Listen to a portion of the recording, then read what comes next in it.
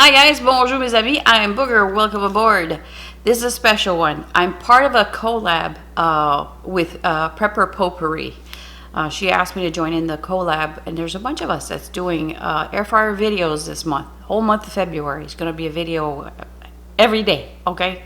So I'm going to put the link to her channel down below. She's going to have a playlist with everybody's links to it, so go check that out, all right? I'm going to be turning in 2 videos this month. Everybody is.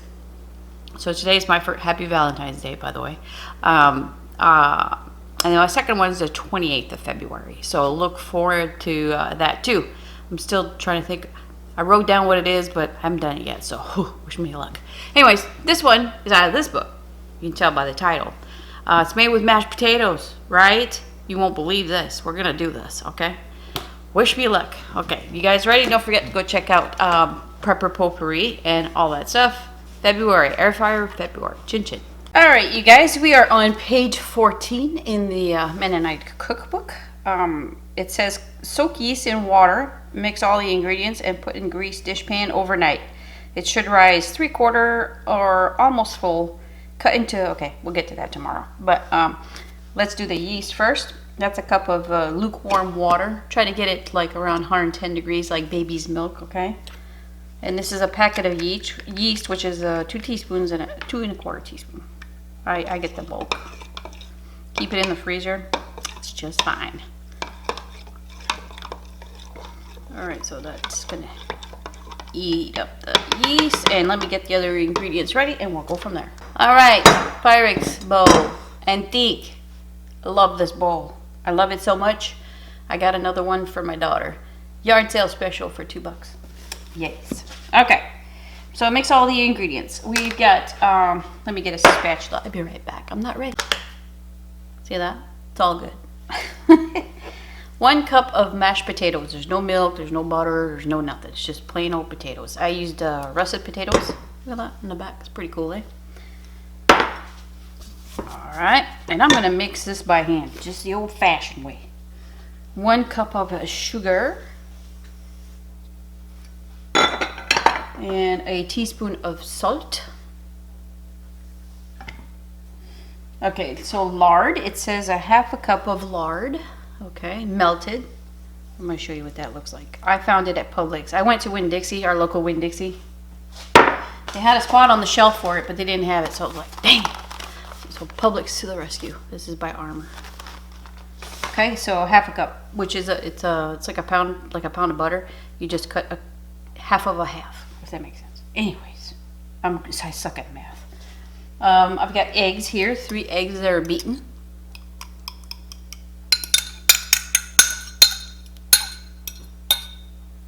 Okay. All right, so I'm gonna mix that before I put the flour in there, and then I'll be right back. All right, so you get most of the clumps out of there. This is the yeast right here.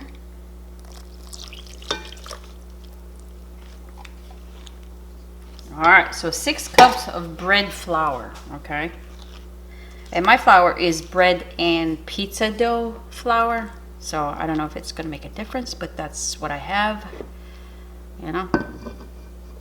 So add a little bit at a time, and I'm gonna mix that up, and then I'll show you what to do. So it says 6 cups or more. We'll see what's the texture, okay? I'll let you know. Okay, guys, look at here. I tried to mix it with that bowl, but I went to my KitchenAid, okay? I used the bread dough because it was it was a tough one. I'm gonna spray it with some olive oil. It says to grease your pan. I'm just using olive oil. Okay. And I used all 6 cups of flour. So it says to put in a greased dishpan overnight. I'm gonna cover that with some saran wrap. And I'll see you tomorrow, okay? So flatten this out, cover it with saran wrap, and I'll see you tomorrow. Guys, we're talking the next day, and let me show you. Oh, it is heavy. It's really heavy. I had it on the counter overnight, and I punched it down when I got up in the morning because it was super high. I was like, nope, we're not ready for that. So I'd say about 5-6 hours. That's all you need. All right, anyways, so we're gonna get the pan ready. I'm gonna use the flat pan by DeLonghi. You get that at the DeLonghi website itself under the kitchen accessories department. A lot of people are asking me where to find it. Anyways, I've got these liners too. What I use, I always list in the description with handles. So I just pull the rolls out, hopefully, if that works that way. I'm using this air fryer because I got a little bit more room. You can also use a cheesecake pan, a springform pan, to put them in there. That's an option. All right, so it says to cut into quarters. Knead 1/4 a little. Roll, not too much, nice and thick. Cut with a tumbler. Oh, that tumbler, that's cute. Put on a cookie sheet, let rise another time as high. So my cookie sheet is the air fryer pan. So let me bring you here. Show you we got it. Listen, it's just Tom and I. I'm not cooking all this, okay? I'm gonna cut a quarter and I'm gonna freeze individual quarters. Vacuum seal them and freeze them, okay? For future rolls. Can you see it? Probably not. I'm just cutting this with a pastry cutter. Alright, didn't take very long, I'm telling you.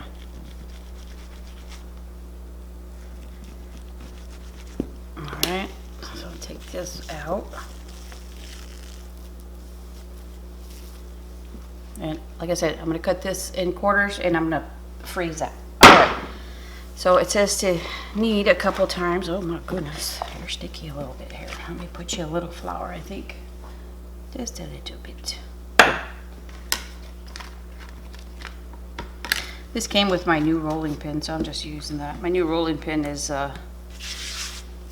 nice, but I'm going to use the old-fashioned.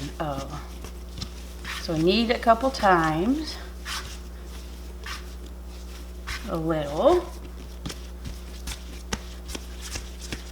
And roll it out. A little bit of flour. They want you to have it thick. Let me see. Does it say? Nice and thick. Okay.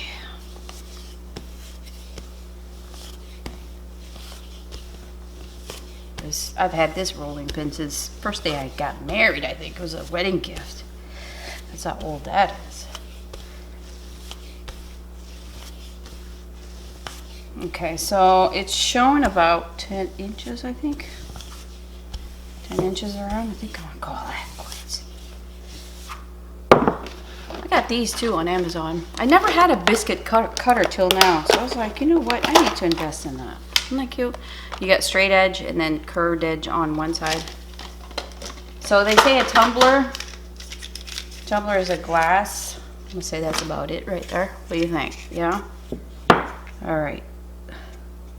So let me spray my pan first before I get all this done, okay? I'm gonna use olive oil, the Evo sprayer. There you go. And I'm gonna cut some rolls like this.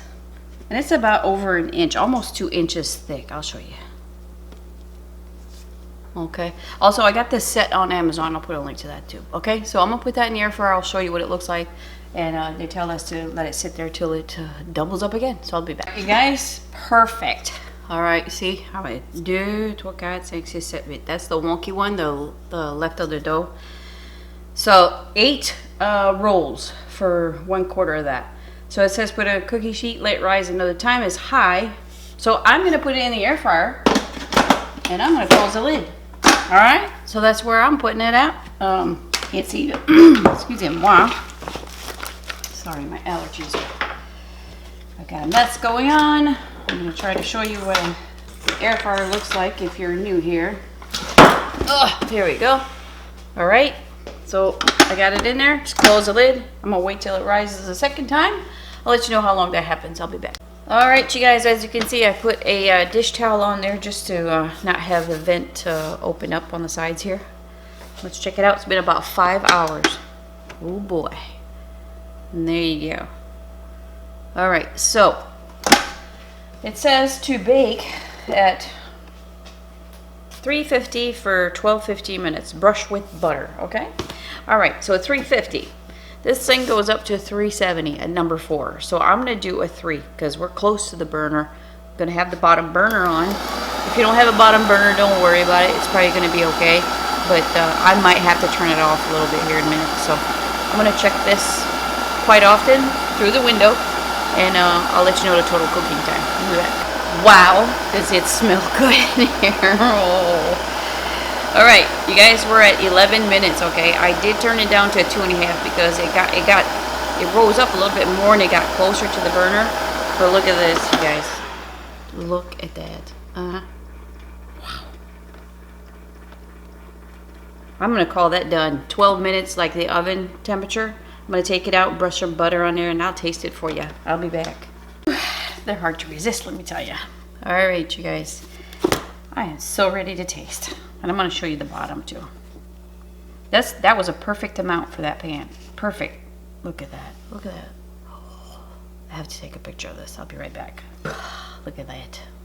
Huh.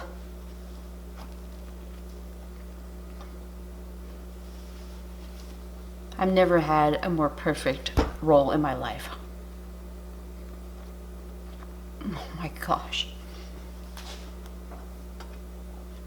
I've never been this lucky in an oven. I'm not kidding. That is perfectly cooked. I can't believe it's got mashed potatoes in it. That is so good, you guys. I'm gonna give that a holy snapping Martha.